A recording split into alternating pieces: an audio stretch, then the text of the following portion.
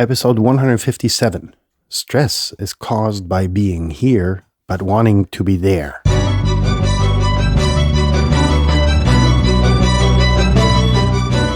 You're listening to the very best podcast in the world on health, wealth, and happiness. Please remember to leave a review and share with all your friends and family.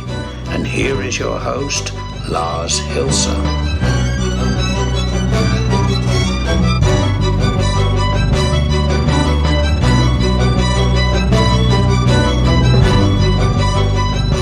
And we're go with the 157th episode of the very best podcast in the world. Your only source in the universe for personal supremacy to health, wealth, and happiness. God damn it, I'm fast at this after, 156 episodes.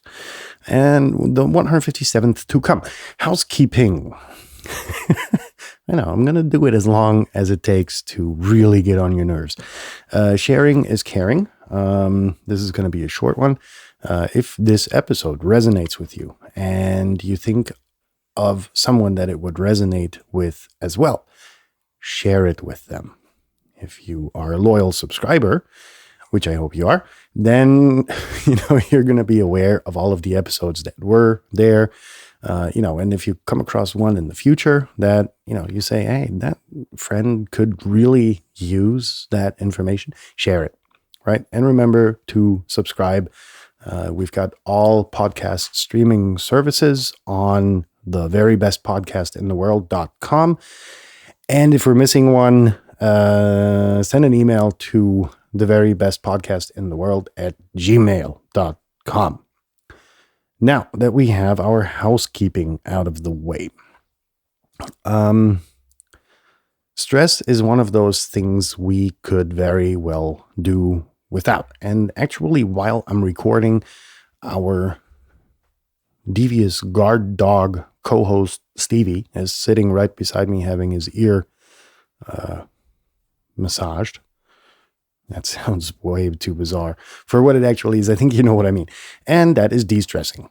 And for a lot of us, stress is self-imposed because we think that it's a method of keeping us going, while in fact, stress makes you sick. So if you artificially create stress, you are putting a toxin in your body, a toxic cocktail more or less, that you should do without, because it increases your risk of a variety of diseases. There's interesting studies about that I have read in preparations for a book that I was going to write, that I'm still writing, actually.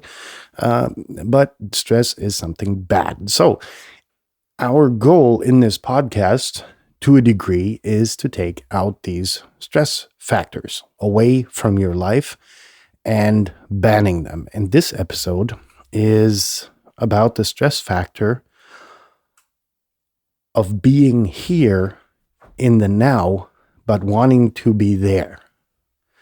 Now, this is a quote by Eckhart Tolle, who has some very interesting insights. If you haven't, by any chance, check him out. He's, more of the spiritual side of things, where I am more result-oriented. What he says is often very cryptic and takes a lot of brain juice to untangle. But nonetheless, some of his exploits are definitely worth listening to. And in that sense, I blatantly stole this quote because I have a different interpretation. Not altogether, but what he said towards this quote was not really resonating with me, but I picked up on it because I definitely see a resemblance in a lot of people's lives. And let me decrypt it. So while we're at it, before we get, into minute 6 about talking about, philosophical approaches. So the no bullshit real world approach to this quote is that you are here, meaning you are aware of the present moment, which is insanely important. If, you haven't really gone into detail on that, check out my previous episodes on that.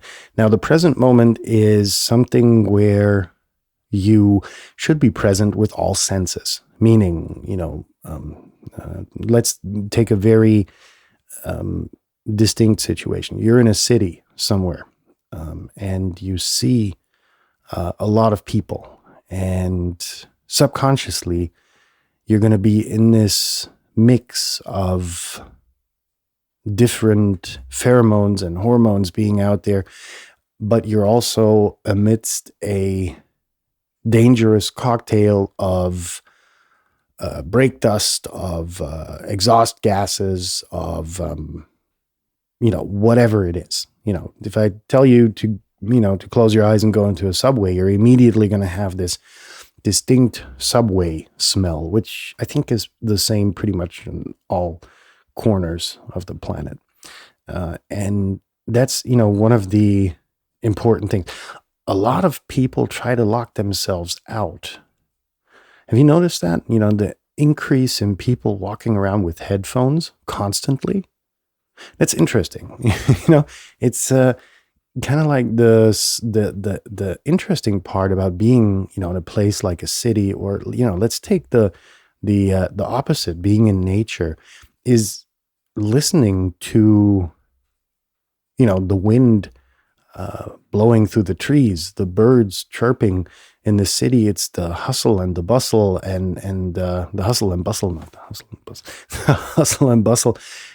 It's this smell. It's your sense of sight. To enjoy the green of the lush green in nature, or if you're in a more deserty region, to enjoy the colors of the sand and the sand blowing, and being in this environment, sharing it with all of the wildlife that's out there, and just being there. Being in the moment with all your senses. Taking your shoes off, walking through walking on grass, for instance. Walking through a meadow with shorts on. And that is just enjoying the present moment to its fullest, right? Now, I mentioned the people who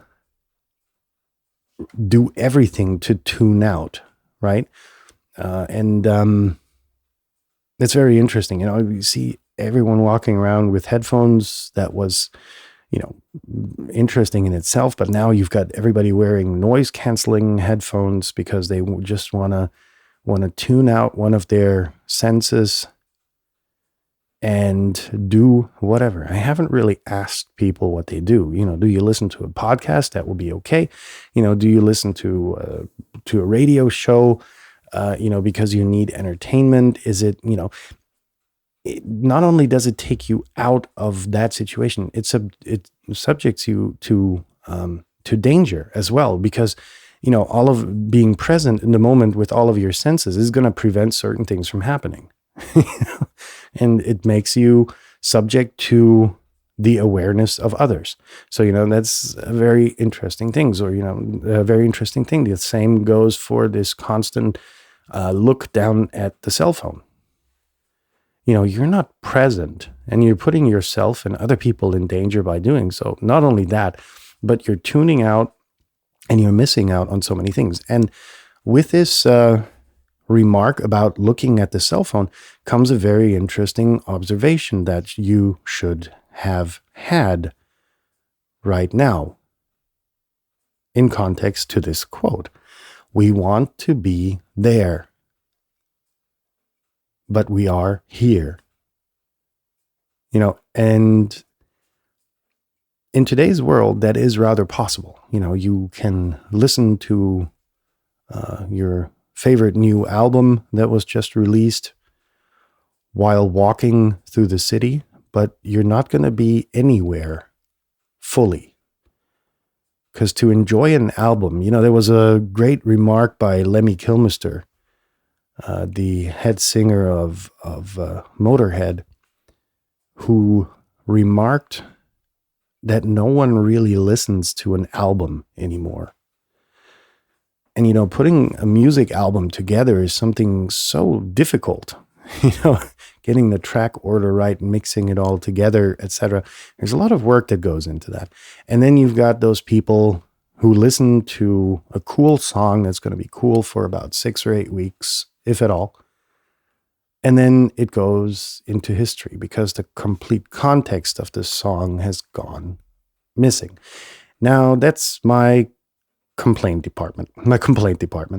But it goes to say that, you're not really listening to the music if you're doing so while walking through the city. You're listening to music if you go home, have a decent stereo system, have decent headphones or loudspeakers, and then crank up the volume and enjoy the music to its fullest. Then you're listening to music and appreciating music, right? You're not entertaining yourself with listening to some garbly-goo, whatever the fuck is in the charts right now. You're actually enjoying, you're being present, you're appreciating music. And while you're listening to music, while navigating through traffic or trying to get home or to the gym or whatever you do in your fucked up, stressful life, you're not there either. You're trying to do two things. You're dividing your attention. You're not being present. And that's really not rewarding. And it's not appreciative. Neither is it appreciative to the artist, that tries to convey a message with their song. And all you get is, a clamped down version. But it's not appreciative to yourself, to your health as well, because you're stressing out over the fact that you're communicating on 27 WhatsApp chats simultaneously. Then you've got, several Telegram groups open, and you're checking your email and doing all of that while trying to be in the moment, but regretting to be in the moment because you would like to be in these 27 other situations that you're having conversations about, or the emails that you're checking, so you'd rather be at work, or, whatever it is that you do. Try to de-stress by actually being here and enjoying the present moment, whatever that present moment may be. In that sense, I hope I wasn't too provocative as yesterday. But at the end of the day, I think,